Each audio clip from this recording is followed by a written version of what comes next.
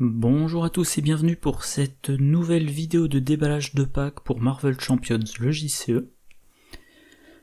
Voilà, j'ai fait quelques parties, je suis en train d'en faire ces prochaines semaines, donc je joue en priorité les héros que je n'avais pas commentés, c'est-à-dire à partir de Nebula jusqu'à SPDR inclus.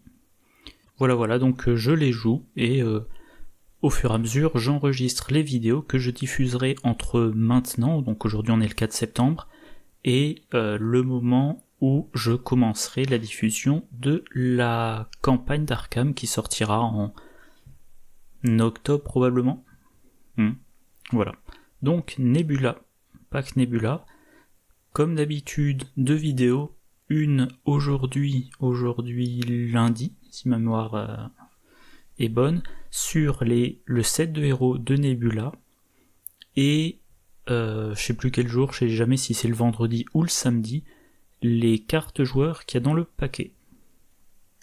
Alors Nebula, 2 de contre, 2 d'attaque, de défense, taille de main de 5, 9 points de vie, trait gardien, protocole de combat, réponse forcée, après le début de votre tour, résolvez la capacité spéciale de chaque amélioration technique que vous contrôlez. Ensuite, défaussez chaque amélioration technique ainsi résolue. En face alter ego, 3 de récupération, taille de main de 6, amélioration cybernétique réponse, après que vous avez joué une amélioration technique, piochez 2 cartes, limite d'une fois par round. Donc, elle est équilibrée, 2 de partout, récup de 3, et 9 points de vie, c'est un peu faible. Bon. En alter ego, elle pioche en jouant une technique. Voilà, elle a cette capacité qu'une fois par round. Et en héros, elle doit, au début de son tour, automatiquement résoudre les capacités spéciales de ses cartes techniques et ensuite les défausser. Donc dans une certaine mesure, ça rappelle un petit peu Black Widow. Voilà, Black Widow et ses préparations. Voilà, Black Widow et ses diverses préparations. Sauf que pour Black Widow, une carte comme Morsure de la Veuve, on a une réponse qui n'est pas forcée. Donc Black Widow, pareil, quand elle joue, voilà, après avoir joué une carte préparation, piocher une carte, limite d'une fois, et sous forme de héros, chaque fois qu'elle déclenche une capacité d'une préparation, elle inflige un dégât à un ennemi. Mais Black Widow, elle choisit son timing, elle choisit quand elle les active. Nebula, elle n'a pas le choix, au début de son tour, elle active tout. Et ensuite elle défausse tout. Voilà. Et bon, les préparations, les techniques, on les verra plus tard. Alors sa première carte, c'est son allié signature Gamora. Gamora avait comme allié signature Nebula, et Nebula a comme allié signature Gamora. Donc un allié qui est 3-2-2-3, très gardien, réponse, après que vous avez joué Gamora, choisissez une amélioration technique que vous contrôlez, puis résolvez sa capacité spéciale. 3-2-3, c'est bon, c'est, je veux dire, 2 activations avec une valeur de 2 puis une défense a priori, et un effet d'entrée en jeu. J'ai pas listé les techniques. Les techniques, il y en a 8 dans le set de Nebula. Donc une grosse moitié des cartes du set, et dans un deck de 40 cartes, c'est une carte sur 5. Donc a priori, quand on joue Gamora, il y a quand même de bonnes chances pour qu'on ait une carte technique en jeu. Son effet, c'est un effet d'entrée... Non, pardon, justement, c'est un effet après que vous avez joué Gamora. Donc il faut la jouer. Du coup, alors ça c'est quoi? J'ai cherché toutes les cartes qui ont un effet qui met dans la main un allié. En justice, on a rencontre fortuite du pack Vision, une amélioration gratuite à attacher à une manigance annexe, maximum de 1 par manigance. Quand la manigance annexe attachée est déjouée, cherche un allié dans votre deck ou votre pile de défausse, ajoutez-le à votre main, mélangez votre deck. Donc voilà, vous attachez ça à une manigance annexe, vous la déjouez, vous allez chercher Gamora où qu'elle se trouve, puis vous la mettez dans votre main, et ensuite il faut la jouer. Voilà. Pour avoir une manigance annexe, vous pouvez utiliser d'une manière ou d'une autre, qui d'ailleurs est dans le pack de Nebula, voilà. Un événement, une action de héros, vous allez chercher une manigance annexe dans le deck de rencontre, vous la révélez, donc que s'il y a un effet de révélation sur la carte, vous l'appliquez, et vous piochez 3 cartes. Et ensuite, il faut lui attacher rencontre fortuite, puis s'en débarrasser, et ça permet d'aller chercher Gamora. À noter, vous pouvez attacher rencontre fortuite sur la manigance annexe, alors que Gamora est en jeu, utiliser le dernier point de vie de Gamora pour retirer 2 menaces sur cette manigance annexe, finir de retirer les menaces sur manigance annexe s'il y en avait plus de 2, puis activer rencontre fortuite pour reprendre Gamora depuis la défausse. Voilà. En commandement, on a regroupement, un soutien qui coûte 1, trait tactique, interruption. Quand un allié est vaincu par une attaque ennemie, renvoyez-le dans la main de son propriétaire au lieu de le défausser. Interruption forcée, quand le round se termine, défaussez cette carte. Donc vous avez joué Gamora, vous l'avez utilisé 2 fois, il lui reste plus qu'un point de vie. À votre tour, vous jouez regroupement. Face du méchant, le méchant attaque, vous défendez avec Gamora. Elle est vaincue par une attaque, vous la renvoyez dans votre main. Fin du round, vous défaussez regroupement. Quand c'est de nouveau la phase des héros, vous pouvez rejouer Gamora. Et c'est tout ce que j'ai trouvé, donc il n'y a pas grand chose pour faire la récursion de Gamora. À noter que si dans votre deck vous prévoyez de jouer Gamora aussi fréquemment que possible, typiquement avec la combo de regroupement, autant mettre nulle part dans votre deck, nulle part qui est présent dans le pack, mais qui était sorti une première fois dans le pack de Star-Lord. Donc un soutien basique qui coûte 2, jouez cette carte uniquement si votre identité a le trait gardien, augmentez de 1 votre limite d'alliés. Réponse, après qu'un joueur a joué un allié gardien incliné nulle part, ce joueur pioche une carte. Donc voilà, chaque fois que vous jouez Gamora, vous piochez une carte, vous activez une technique, et en plus, augmentation de la limite du nombre d'alliés. Et vous pouvez utiliser l'exercice de cohésion d'équipe pour jouer Gamora pour une ressource de moins. Voilà. J'ai testé ça dans ce deck. Donc on voit 3 copies de regroupement. À noter Major Victory. Quand il est vaincu, on choisit un personnage gardien ami, on le redresse. Donc on peut par exemple jouer Gamora, résoudre la capacité spéciale d'une technique, utiliser Gamora, utiliser Major Victory qui n'a plus qu'un point de vie, il est vaincu, donc on redresse Gamora, éventuellement grâce à réponse immédiate on remet en jeu Major Victory. Gamora est redressée, on l'utilise une 2e fois, on joue regroupement, face du méchant on défend avec Gamora, elle remonte en main et le tour suivant on la rejoue. Et sinon on a aussi état-major pour rejouer Gamora. Donc idéalement, Gamora, elle entre en jeu, on l'utilise 2 fois, on l'utilise pour défendre pendant la phase du méchant, elle remonte en main, et le tour suivant, on la joue, et on fait la même chose. Donc Gamora permet, si on arrive à faire tourner la combo, de déclencher une capacité spéciale, de s'activer 2 fois, et d'encaisser une attaque du méchant. Voilà. Carte suivante, le vaisseau de Nebula, un soutien, qui coûte 2, ressources, incliner le vaisseau de Nebula, générer une ressource libre. 5 win porteurs en moins cher. Bon, très bonne carte, pas grand chose à dire. C'est une ressource libre, donc ça peut être c'est toujours bien d'avoir des ressources libres, pour toutes les cartes qui demandent une certaine ressource. Je pense à pas de côté, vu que ma dernière partie avec Nebula c'était un deck protection. Voilà. Pas de côté. Vous prévenez, ça coûte 1. Donc vous choisissez avec le vaisseau de Nebula de payer une ressource énergie. Vous prévenez 3 dégâts et vous infligez 1 dégât à un ennemi. Voilà. Alors. La première technique, ambition dévorante. Une amélioration qui coûte 1. Au passage, je crois que toutes les techniques coûtent 1, je vais vérifier. C'est ça. Alors les techniques, qu'est-ce qu'elles ont en commun? Ce sont toujours des améliorations. elle coûte toujours 1, et évidemment j'ai perdu... Voilà, c'est là. Il y a toujours un effet passif.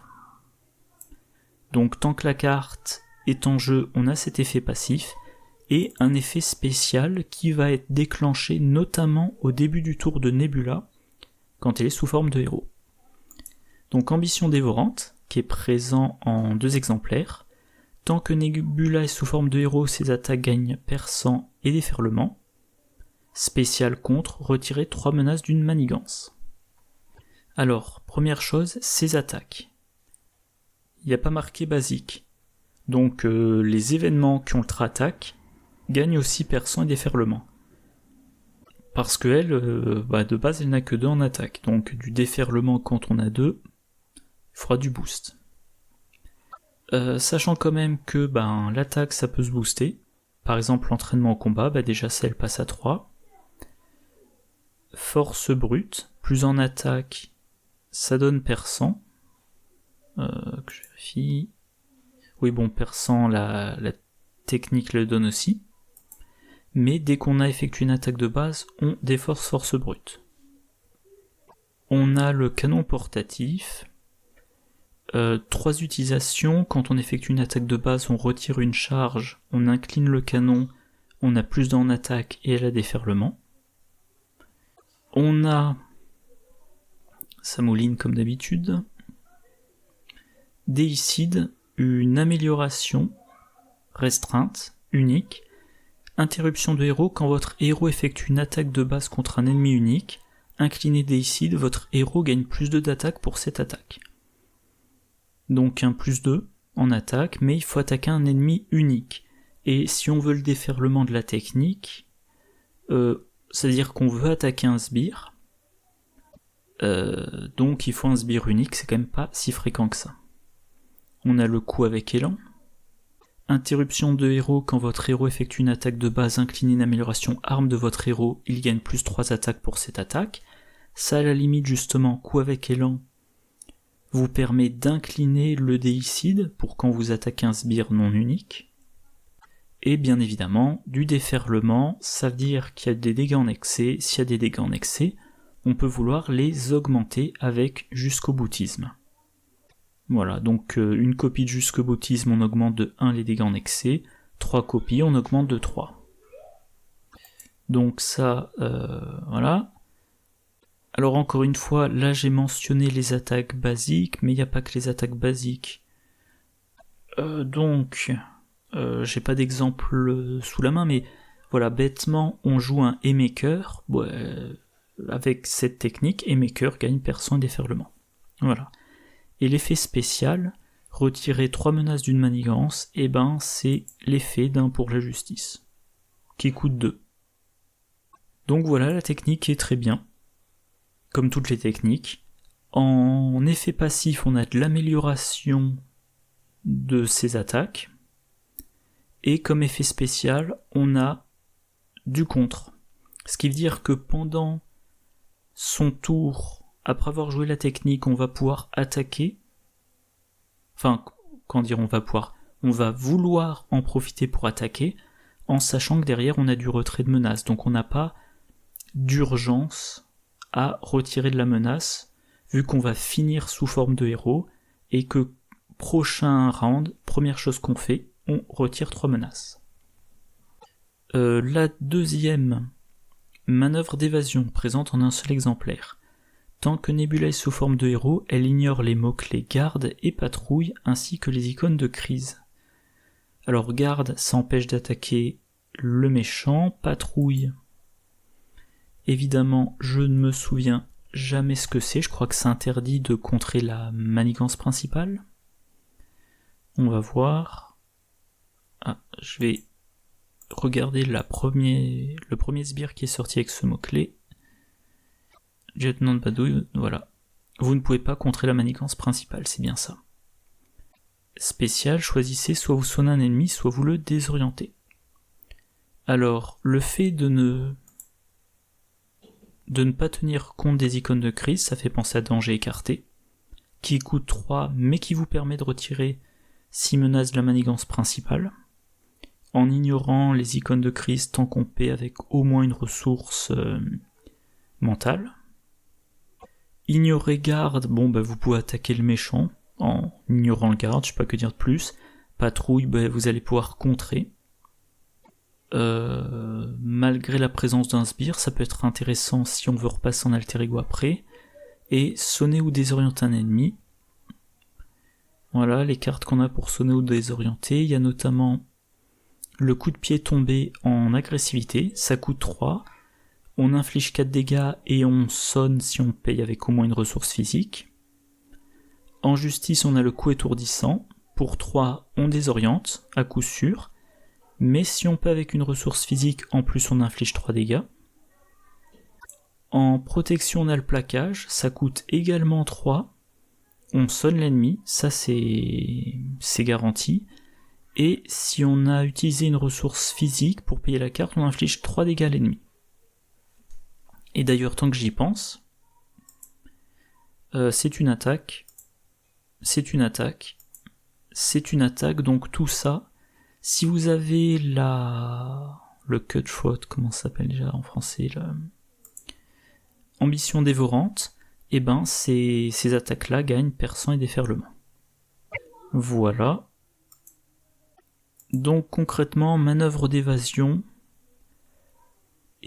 ça vous rend plus libre de vous occuper de la manigance principale ou du méchant, c'est-à-dire d'éviter la défaite et d'avancer vers la victoire en souciant moins des petits sbires que vous pouvez encaisser. Et choisissez de sonner ou désorienter un ennemi.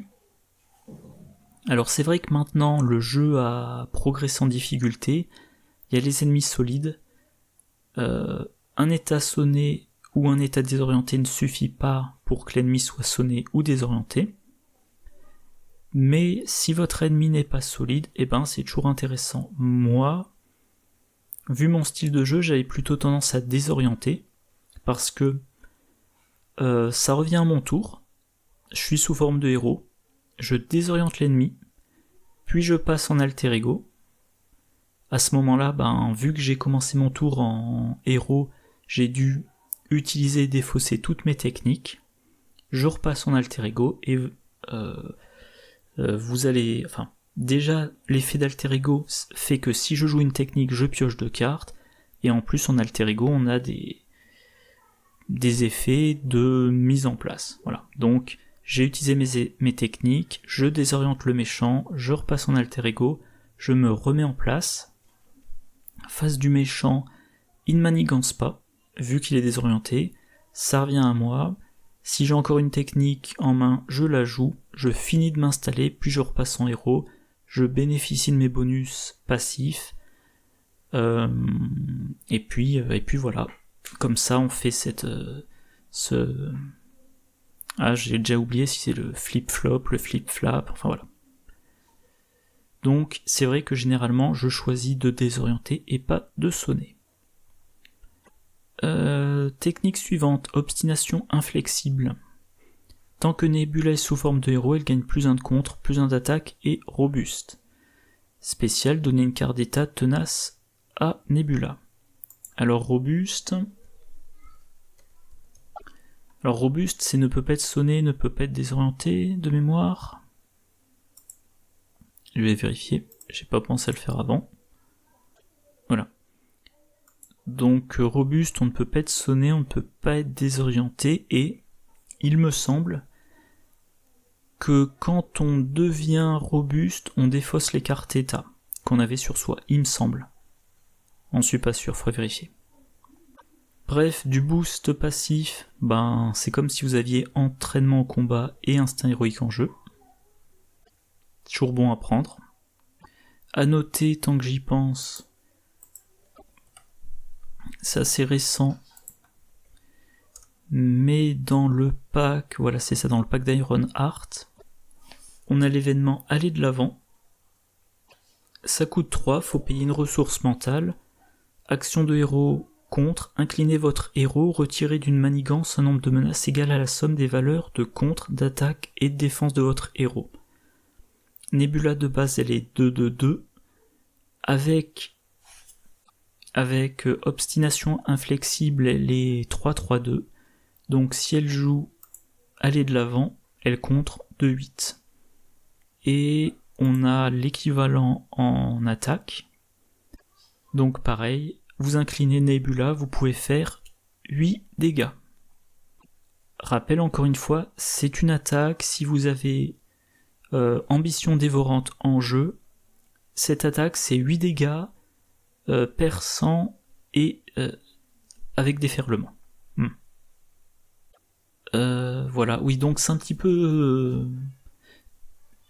quand j'ai préparé, j'ai commenté les techniques une par une, mais évidemment, si votre deck sort bien, fréquemment vous en avez 2, 3, 4 en jeu, et donc vous cumulez tous ces bonus passifs, ce qui peut être très intéressant.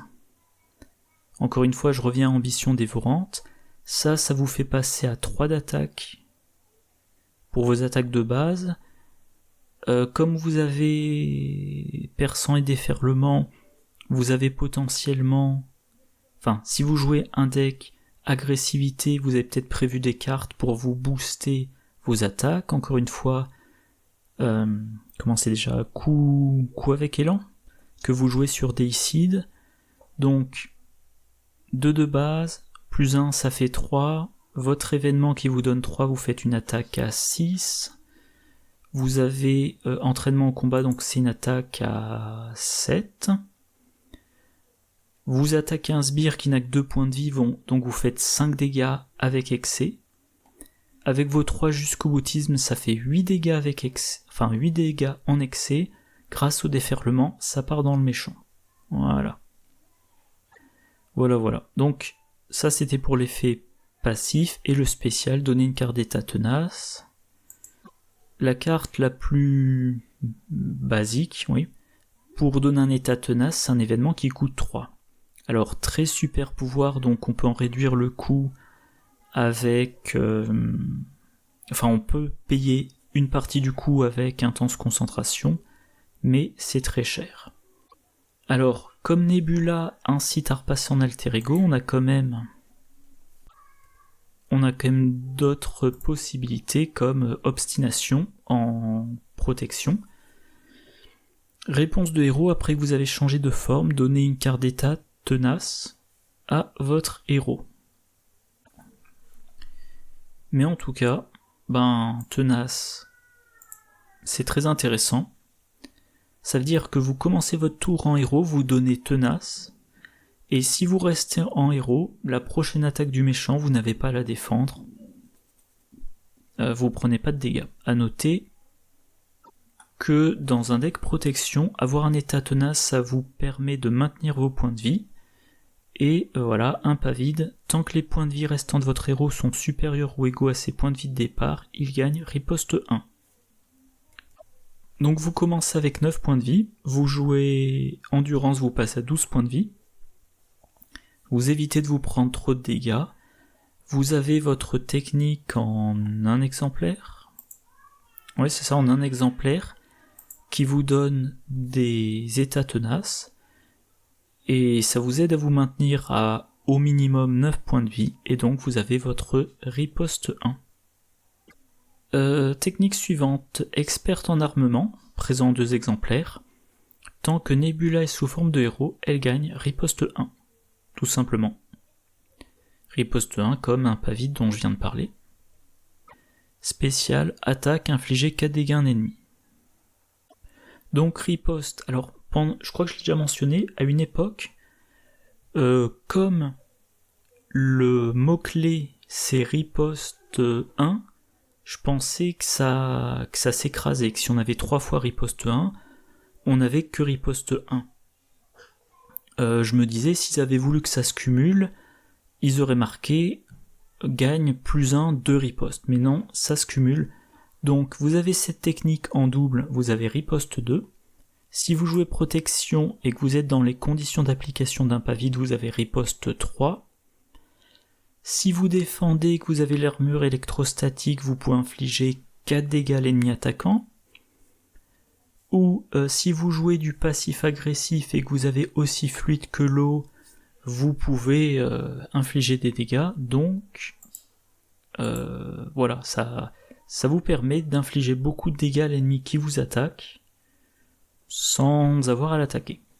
Et le spécial, 4 dégâts à un ennemi, l'uppercut, qui est un petit peu le maître étalon des événements d'attaque, c'est 5 dégâts à un ennemi pour 3. Là, votre préparation...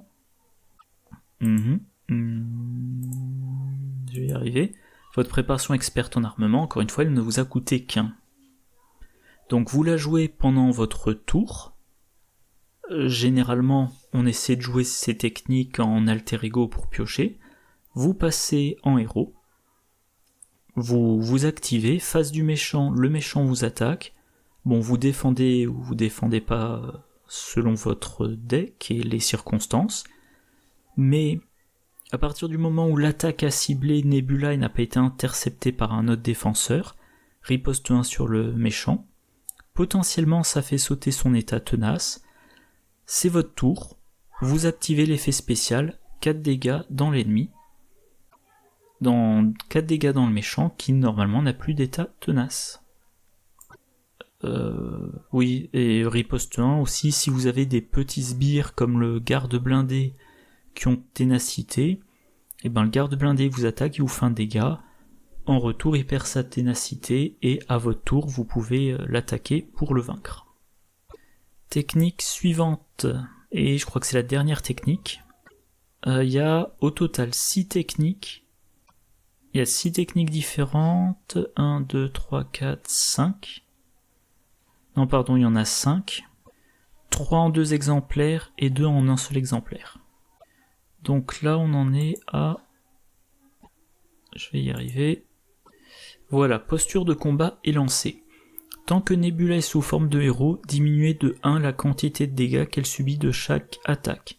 Spécial, regardez les 3 premières cartes du deck de rencontre, défaussez-en une et remettez les autres sur le deck dans l'ordre de votre choix. Alors diminuer de 1 la quantité de dégâts qu'elle subit de chaque attaque, c'est bien. Ça rappelle un peu prendre de la hauteur, qui nécessite d'avoir le trait aérien et qui est défaussé quand le tour commence. Se prendre moins de dégâts de chaque attaque, ça aide à ne pas se prendre de dégâts quand on défend. Ce qui peut être intéressant par exemple pour difficile à ignorer. Nebula, elle a 2 de défense. Elle diminue de 1 la valeur des dégâts de chaque attaque, voire de 2 si elle a les 2 copies. Si vous êtes dans un deck qui défend, vous avez probablement d'autres cartes pour vous aider à défendre. La barrière énergétique ou les événements qui vous donnent des bonus en def. Et voilà, vous n'avez pris aucun dégât. Grâce à difficile à ignorer, vous retirez de la menace de la manigance principale. Et si vous avez défendu sans subir de dégâts, vous piochez avec imperturbable. Voilà. Donc un effet intéressant, même si vous faites pas un deck défense, c'est toujours ça de moins subi. Ça veut dire qu'il y a plus d'attaques que vous ne défendrez pas. Donc moins de rounds où votre héros sera incliné, donc vous pouvez plus utiliser Nebula, ce qui est pratique quand elle a des bonus passifs. Voilà. Son spécial, c'est de la sonde. Et ça, j'ai vu, c'est vraiment, vraiment très plaisant. Vous regardez les 3 quarts du dessus deck rencontre, vous défaussez la plus pénible, et vous choisissez laquelle vous voulez en boost, laquelle vous voulez comme carte de rencontre, et savoir ce que le méchant a comme boost, ça vous permet par exemple de vous dire, voilà, je lui donne un boost de 0, donc je sais qu'il va manigancer de 2, derrière je sais que sa carte rencontre, ce n'est pas avancé, donc il n'y a pas de problème. Au début de mon tour, je résous tous mes effets spéciaux, enfin je viens d'en résoudre un, je finis de résoudre les effets spéciaux, et ensuite je repasse en alter ego, je sais que je ne vais pas perdre à la menace.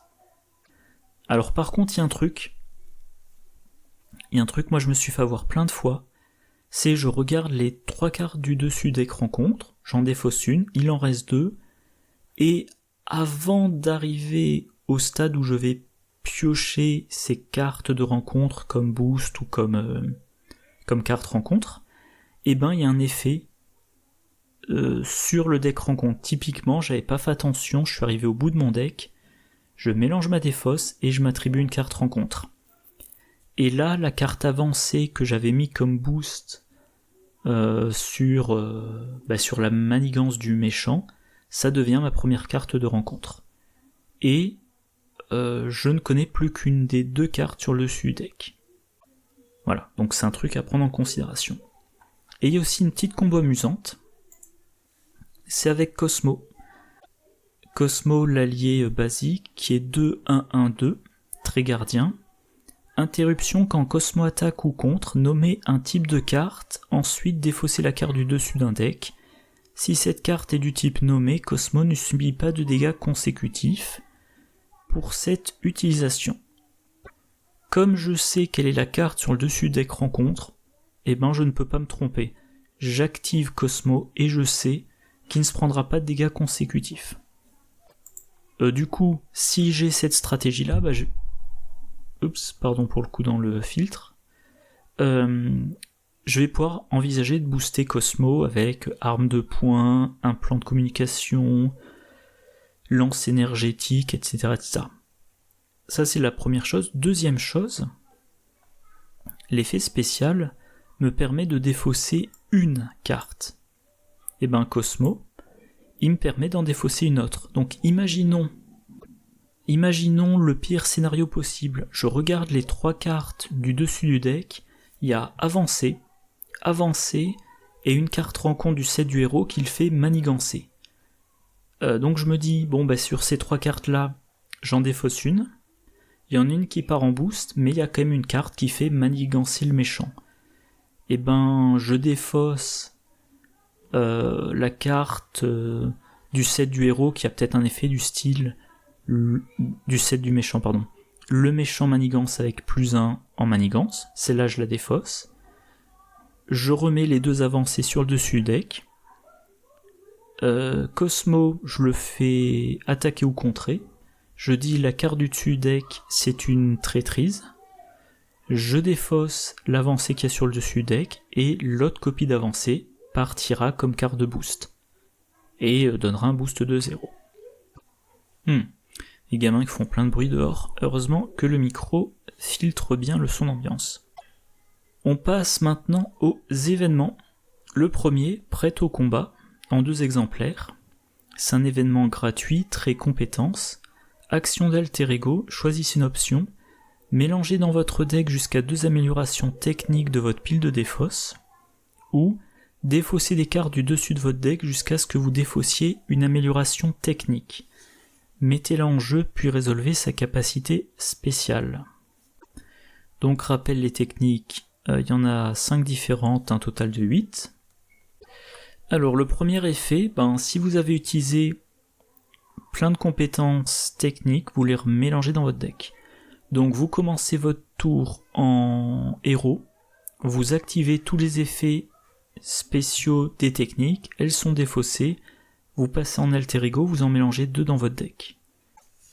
Deuxième effet, vous en mettez une en jeu, et en plus vous avez la possibilité de résoudre sa capacité spéciale. Mais vous savez pas laquelle vous mettra en jeu. Qu'est-ce qu'il y a à dire de spécial ? Alors si vous avez une bonne pioche, moi j'aurais plutôt tendance à utiliser le premier effet. Comme ça vous vous assurez que vous avez une bonne densité, on va dire, de technique dans votre pioche. Sachant que pour rappel, quand vous êtes en alter ego et que vous jouez une technique, vous piochez 2 cartes. Et le deuxième effet, ça vous fait meuler votre deck. Vous savez pas ce que vous allez meuler, mais vous mettez en jeu une amélioration technique. Alors ça, je sais pas, j'aurais tendance à dire, c'est plus intéressant, bien évidemment, si on n'a pas de technique dans la pile de la défausse, ou si on a une grande certitude sur la technique que l'on va sortir. Par exemple, s'il reste plus qu'une technique dans la pioche, ou s'il reste les 2 exemplaires d'une même technique, ou si vous avez 2 techniques du type A, une technique du type B, voilà. Alors par contre, comme vous meulez, vous allez mettre des cartes dans des fosses. Si vous jouez en commandement, ça peut être intéressant d'utiliser appel de détresse. Alors je vais quand même vérifier.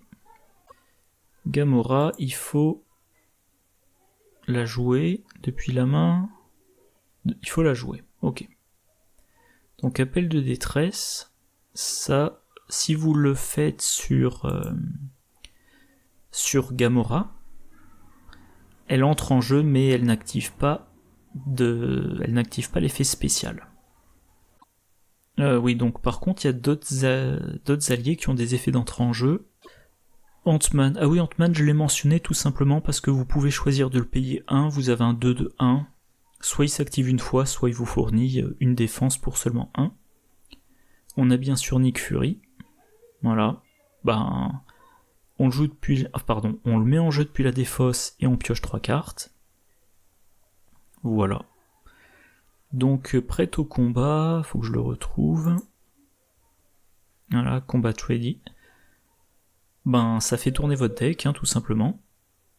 Nebula, elle n'est efficace que lorsqu'elle a ses techniques. Et 2 exemplaires d'une carte qui vous permet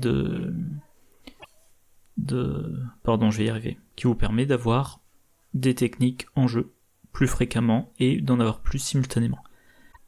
Et je me disais, c'est pour ça que j'ai bugué, le deuxième effet, défausser des cartes du dessus de votre deck. C'est-à-dire que si vous défaussez toute votre pioche, sans avoir trouvé quelque chose, vous arrêtez de défausser Vous interrompez vous interrompez l'effet, mais comme vous n'avez plus de pioche, vous mélangez votre défausse pour refaire un deck. Vous attribuez une carte rencontre, et donc à la limite, si vous avez toutes vos techniques soit en jeu, soit dans votre défausse, vous pouvez utiliser cet effet-là pour défausser tout votre deck et remélanger vos techniques dans votre pioche. Alors ça vous attribue une carte de rencontre, mais vous savez maintenant que les techniques qui ne sont pas en jeu sont dans la pioche. Et derrière, vous pouvez vous pouvez jouer la technique de votre main pour piocher 2 cartes, puis vous jouez Nick Fury, vous piochez 3 autres cartes, puis vous utilisez Manoir des Avengers, une 6ème carte, vous jouez un allié gardien, grâce à nulle part vous piochez une 7ème carte. À ce stade-là, vous devriez être en capacité de jouer une 2ème technique. Et ensuite, vous passez sous forme de héros, et etc., etc. Vous avez compris le principe. Deuxième événement, présent 3 exemplaires, intention meurtrière. Un événement qui a un coût de X, action de héros, choisissez jusqu'à X améliorations techniques que vous contrôlez, résolvez la capacité spéciale de chacune, dans l'ordre de votre choix. Donc 3 exemplaires, cette carte est très bien. Alors, elle est difficile niveau timing, mais elle peut vous coûter potentiellement cher, mais mettons que vous avez 3... Allez, lesquelles je vais prendre ? Allez, on va prendre les 3 premières, tiens, pour faire simple. Vous jouez cet événement pour 3, et vous allez, pour 3, retirer 3 menaces d'une manigance, et sonner ou désorienter un ennemi, et donner un état tenace à Nebula. Donc vous allez par exemple retirer 3 menaces de la principale, désorienter le méchant, donner un état tenace à Nebula, phase du méchant il attaque, c'est l'état tenace qui saute et Nebula ne se prend aucun dégât. Début du tour de Nebula suivant, elle résout de nouveau les 3 effets spéciaux, et ensuite elle passe en alter ego, et comme le méchant a été désorienté, et au passage, au début de son tour, a priori elle l'a sonné en plus, elle est tranquille pendant 2 phases du méchant. Alors je dis que le timing est un petit peu difficile, parce que c'est une action de héros. Donc il faut être en héros pour la jouer. Mais si on commence son tour en héros, on a résolu les effets spéciaux des techniques et on les a défaussés. Donc on n'en a plus, il faut en rejouer. Donc cette carte-là, l'idéal, c'est de la piocher à la fin de son tour quand on est sous forme d'alter ego. À un moment donné, on passe en alter ego, on joue une ou plusieurs techniques, on finit son tour en alter ego, on pioche une main de 6 cartes. Tour suivant, au début de son tour, comme on est sous forme d'alter ego, les techniques restent en jeu, puis on joue une technique de sa main, on pioche 2 cartes, on joue un certain nombre de techniques, on va en avoir 100... Enfin, c'est assez probable qu'on ait 3-4 techniques en jeu, et là, on joue intention d'abord, on passe sous forme de héros, et on joue intention meurtrière. À noter que si vous en avez plusieurs copies, au lieu de dire, j'active, je résous toutes les capacités spéciales de mes techniques, vous allez vous dire, non, je choisis une ou 2 techniques, et je les résous à répétition. Par exemple, si vous avez experte en armement, et que dans votre main, vous avez 3 copies d'intention meurtrière que vous êtes en mesure de jouer, 3 fois l'effet spécial, c'est mine de rien 3 fois 4 dégâts. En solo, ça peut quand même bien entamer le méchant. Même si vous jouez en expert, un méchant stade 3, 12 dégâts, c'est la moitié de ses points de vie. Dernièrement, j'ai joué Venom stade 3, il a de mémoire 22 points de vie. Voilà. Et pour rappel, cet effet spécial, prochain début de votre tour, vous l'activez. Donc vous avez joué expert en armement, intention meurtrière, vous faites 3 fois l'effet spécial, début de votre prochain tour, une 4e fois. Voilà, pas grand chose d'autre à dire. Et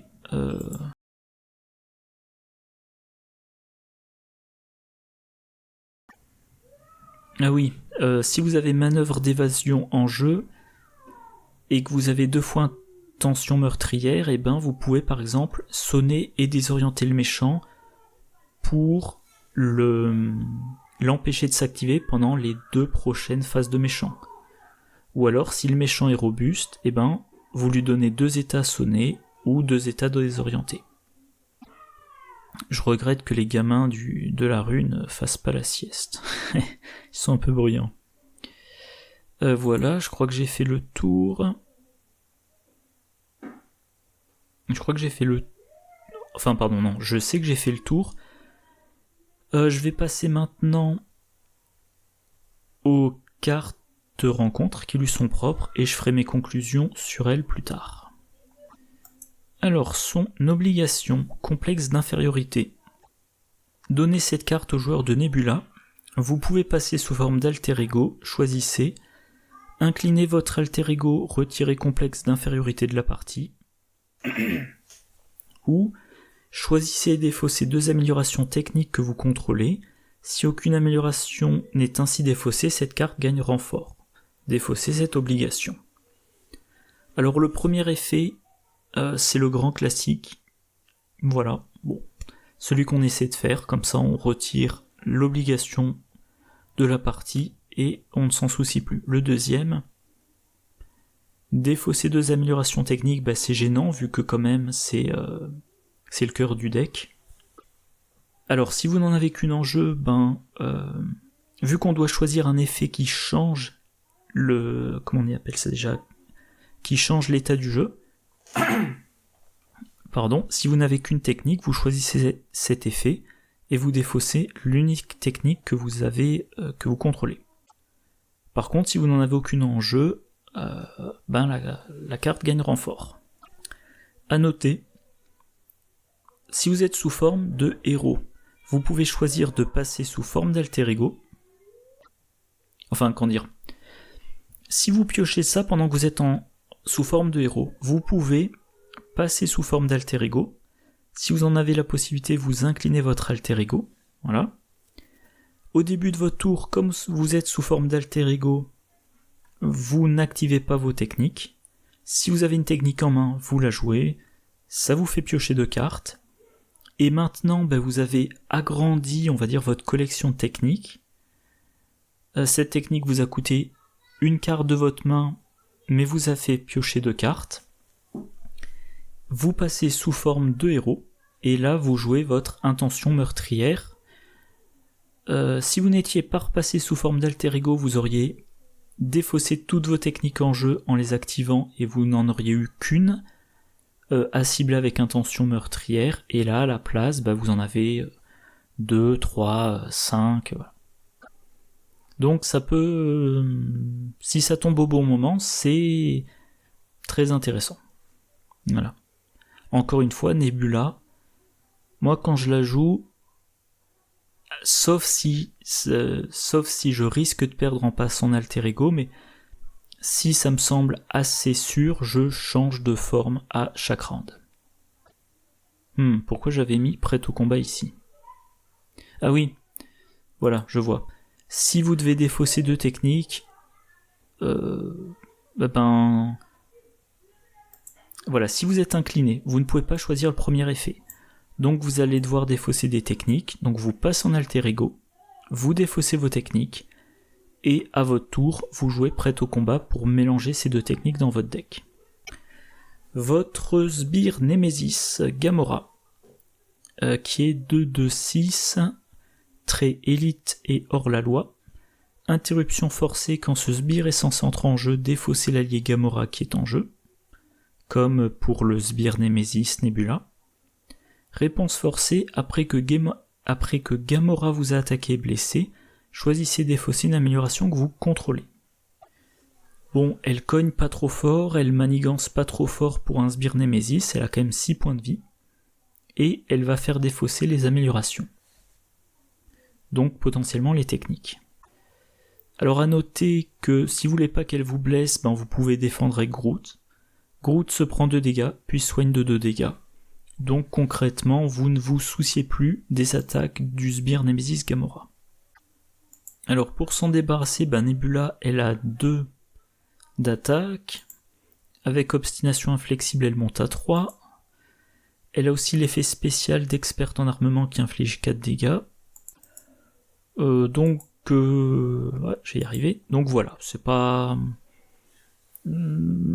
Si votre deck sort bien...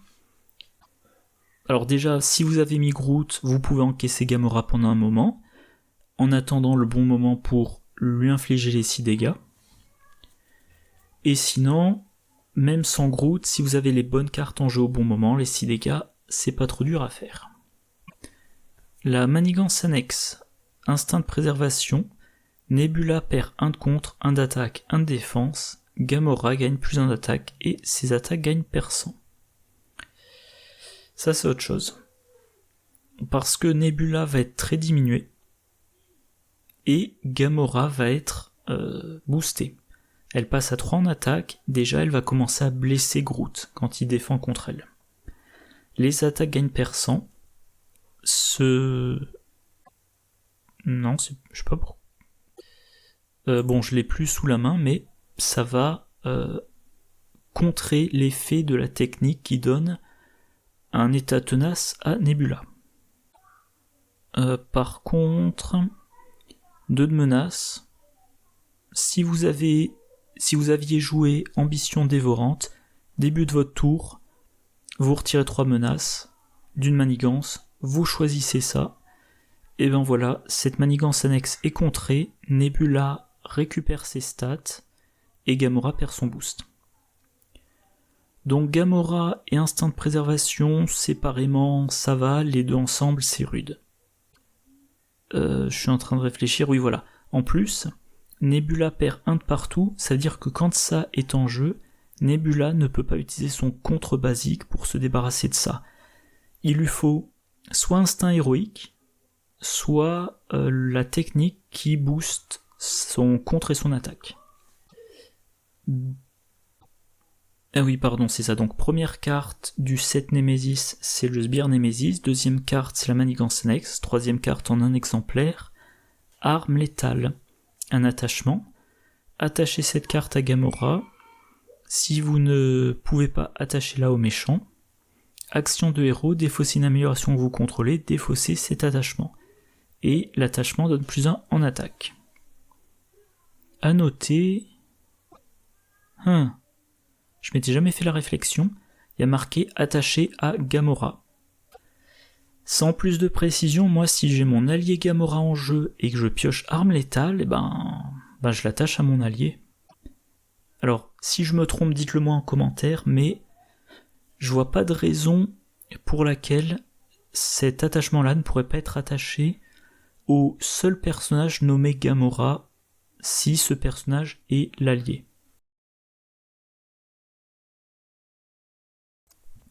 Maintenant, si vous piochez ça quand il y a le Sbire Gamora en jeu, elle passe à 3 en attaque, ce qui est quand même...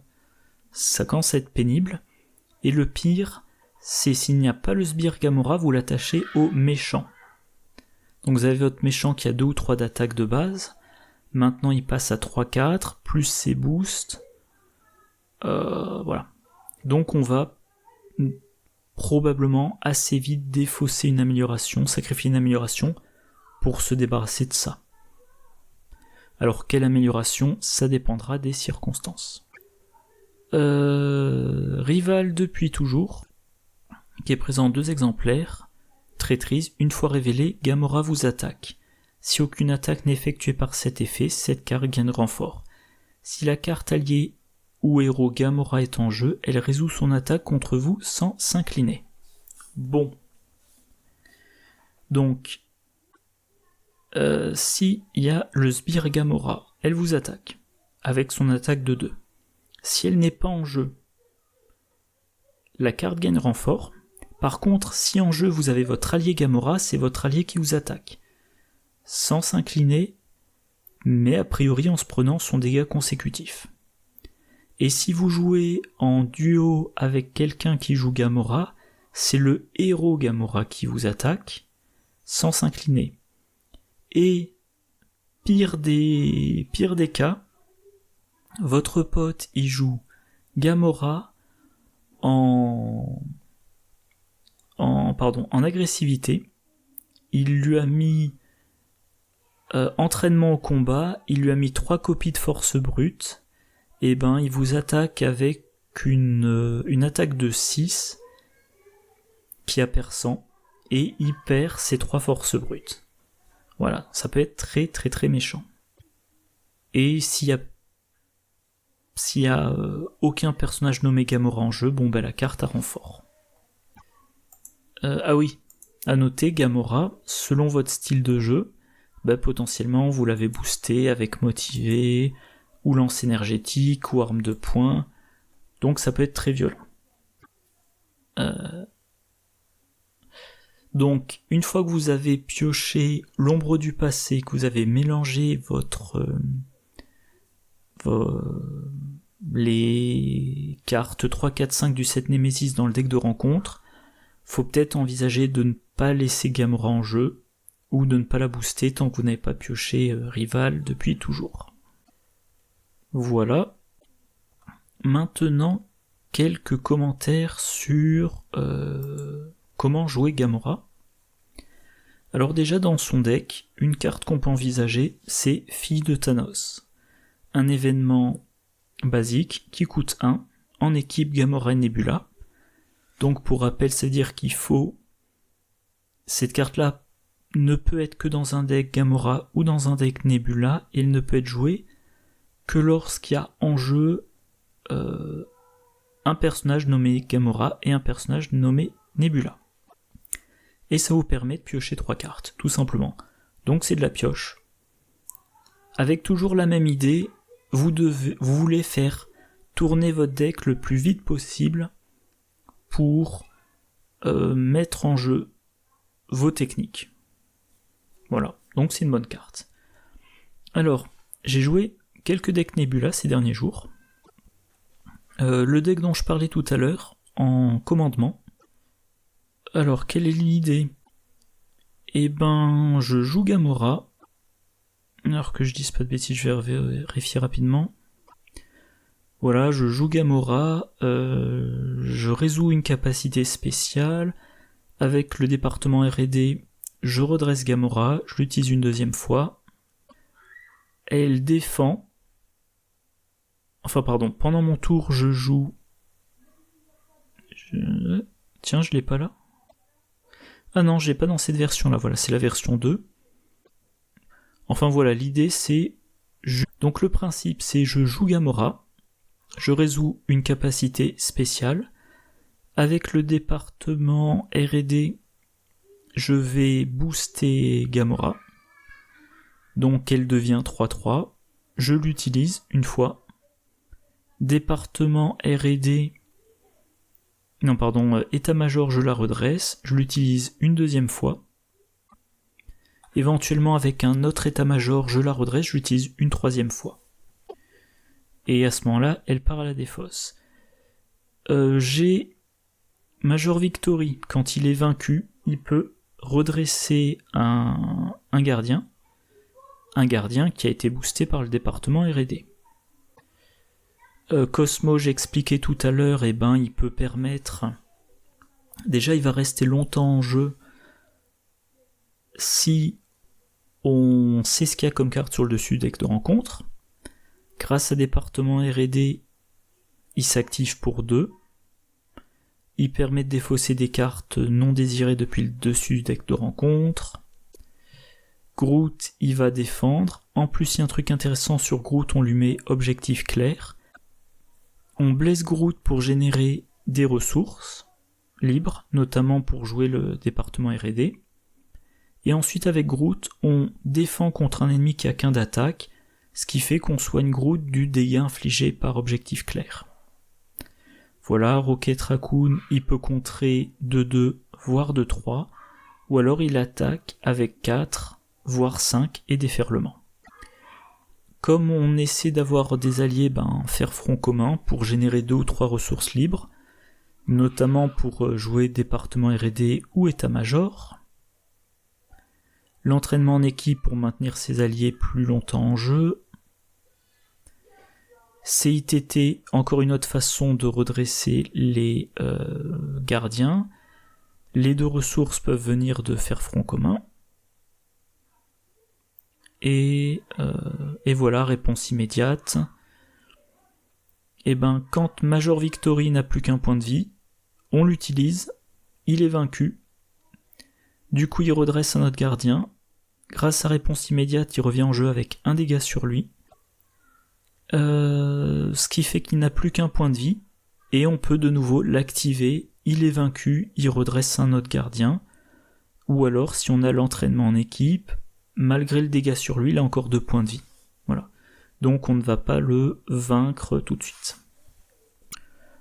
Donc voilà, j'ai joué ce deck, je l'ai trouvé moins efficace qu'espéré. Par contre, j'ai joué ce deck là aujourd'hui, et j'ai vraiment bien aimé. Nebula Protection, du passif agressif. Alors, pour rappel, elle a une technique qui diminue de 1 la quantité de dégâts qu'elle subit de chaque attaque. Voilà, déjà c'est un commencement, elle a ça en bonus passif, potentiellement en 2 exemplaires. Ambition dévorante, spéciale, elle retire de la menace. Donc, il devrait... Assez fréquemment, on a une manigance principale avec 0 menace ou très peu. Donc, on s'autorise à retourner en alter ego. Vu qu'on va souvent être en alter ego, j'ai mis 2 copies d'entraînement défensif. Donc, ça entre en jeu avec 2 jetons. Pour un jeton, on choisit un événement protection dans la pile de défausse et on la mélange dans le deck. Un événement qu'on pourra repiocher plus vite. Typiquement le bon de côté, parce qu'en plus de prévenir 2 dégâts, ça permet de retirer 2 menaces de la manigance principale. Donc on a une technique qui retire de la menace, donc on s'autorise à aller plus souvent en alter ego. On profite qu'on est en alter ego pour remélanger dans son deck l'événement qui retire de la menace de la manigance principale, ce qui fait qu'on a moins peur d'aller en alter ego. Voilà, c'est un cercle vertueux. Et dans le deck, j'ai Starhawk, voilà, 2, 1, 2, 3, 2 dégâts consécutifs pour l'attaque, interruption, quand il subit un nombre de dégâts exactement égal à ses points de vie restants, on le renvoie dans la main. J'ai l'héliporteur, qui me permet de réduire de 1 le coût de Starhawk, et l'exercice de cohésion d'équipe, qui me permet de jouer Starhawk pour 1 de moins. Donc, je joue Starhawk sans dépenser de ressources de ma main, et quand il entre en jeu grâce à nulle part, il me fait piocher une carte. Et Starhawk, il entre en jeu, il va contrer de 1. Alors j'avais déjà expliqué cette combo dans une autre vidéo, mais Starhawk entre en jeu, sans que je dépense de cartes de ma main, il me fait piocher une carte. Il contre de 1 ou attaque de 2. Round suivant, s'il lui reste 1 point de vie, il contre de 1. S'il lui reste 2 points de vie, il attaque de 2. Il remonte dans ma main. Je le rejoue sans sortir d'autres cartes de ma main et il me fait piocher. Oups, pardon pour le coup. Donc voilà, Starhawk c'est du petit ping et en même temps de la pioche. Et... où est le deck ? Voilà, le deck est très plaisant à jouer, donc je disais... Le reste, c'est du passif agressif, donc il y a un total de 3, 4, 5, 6, 7, 8, 9. Il y a 9 événements défense, il y a aussi fluide que l'eau, nerf d'acier, imperturbable, du classique. Préservation, voilà, pour faire un petit peu de soin. Et Nebula baisse quasiment pas en point de vie. Fille de Thanos pour piocher. Et voilà, j'ai fait le tour du deck. Deck très plaisant, j'ai joué contre Venom en expert, alors de mémoire j'ai perdu mes 2 tentatives, mais la première fois j'ai fait des erreurs stratégiques et la deuxième fois ça s'est joué vraiment à peu de choses près. J'ai plus les détails en tête, mais alors... comment dire, voilà, comme la partie a duré longtemps, il y avait 2 pions accélération, donc je savais que si le méchant manigançait, j'avais perdu, si je ne faisais rien, je perdais lors de la première étape de la manigance, donc il fallait que je retire de la menace, mais pour ça je devais passer en alter ego et jouer... comment ça s'appelle déjà ? Jouer. Prête au combat en espérant avoir la technique qui fait retirer de la menace. Voilà, celle-là. Comme ça, je ne perdais pas l'étape 1. Mais le problème, c'est que du coup, pour ne pas perdre lors de l'activation du méchant, il fallait qu'il n'ait aucun boost. Un boost de 1 ou plus me faisait perdre la partie, et dans le scénario de Venom, il n'y a pas beaucoup de cartes sans icône de boost.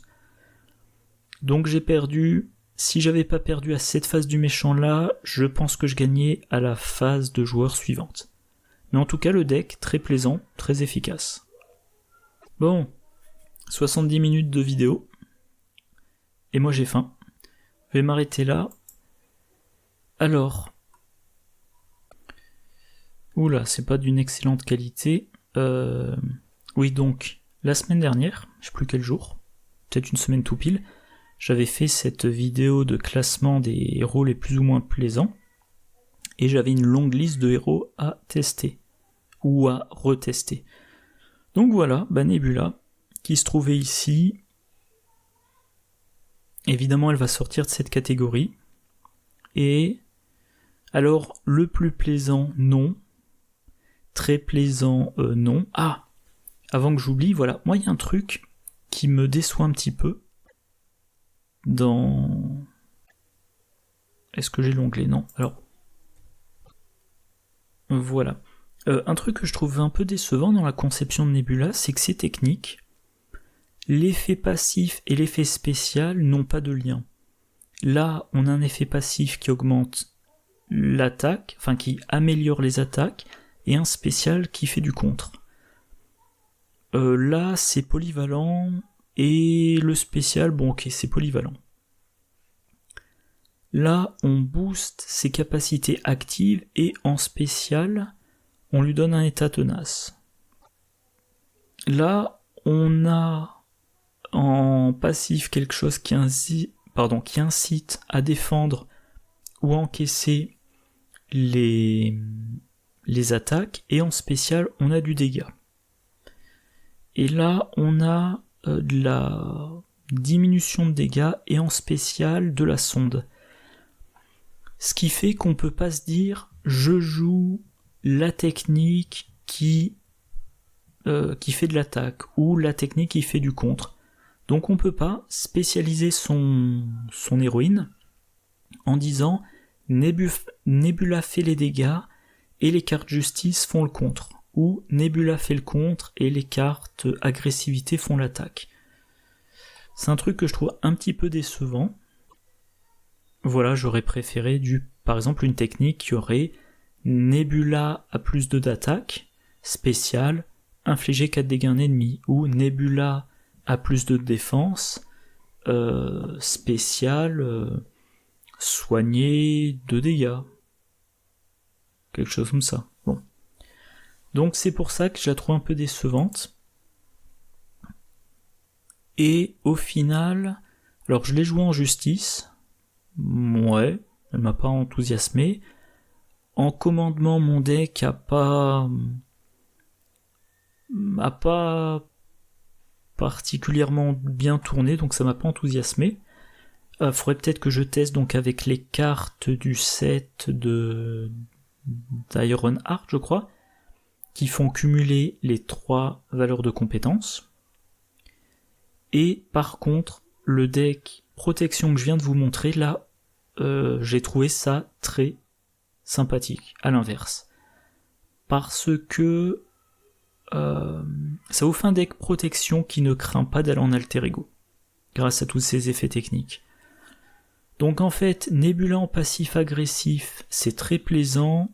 Pour le reste, bof. Donc je pense que Nebula, elle va entrer en catégorie bof. Sachant que le passif agressif, c'est très plaisant avec Miss Marvel, mais Miss Marvel est très plaisante autrement. Venom pareil, donc le passif agressif, de façon générale, c'est un style de jeu que j'aime beaucoup. Donc si Nebula, je la trouve agréable que dans ce style de deck, c'est grâce au style de deck, pas grâce à Nebula. Bon et voilà, ça sera tout pour cette vidéo. Comme d'habitude, j'espère que ça vous a plu. Je vous souhaite une bonne journée, une bonne soirée, de bonnes parties, et je vous dis à la prochaine.